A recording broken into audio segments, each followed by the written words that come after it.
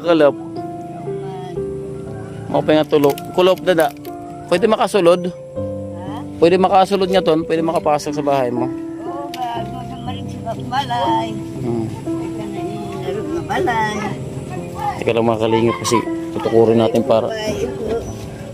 Ano ka sala? Wala mga siniapura. ay ta. At kang mahulog ka. Maray ube ako. Ay, mga kalingap dito lang po tayo. Hindi pwede si Rina kasi ano tinan yung daan no. Ay grabe. Kakao. Marunong ka na yung mag ano? Ha? Marunong ka magtagalog? Hindi. Hindi. Hindi daw. Hindi.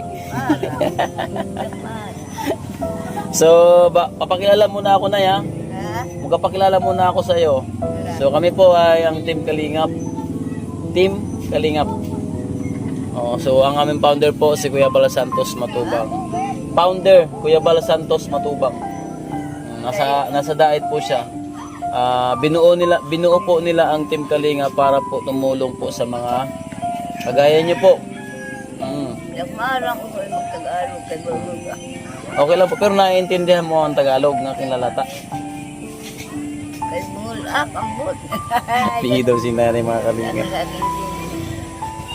Wala agad. So kami na at Team Kalingap kami. Ha? Team Kalingap. Anong taring? Nabulig. Haan mga pobre. Oo. So nandito kami para interviewin ka. So ayun ang aming founder Kuya Bal Santos Matubang, mo pinaka-leader. So si Kuya Bal naghimusin ambasador sa bawat lungsod o bayan. So dito sa Northern Samar ang ginhimo niyang ambasador Joey the Great, taga-Palapag siya, Gamanahaw. Kay Jimmy Kadamara. Oh God. Kay Hagintag. Kay pagbulig man.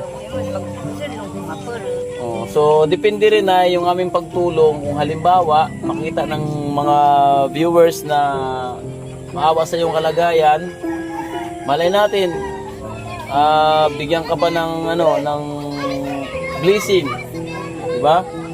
Kaya bugas, kwarta, sura.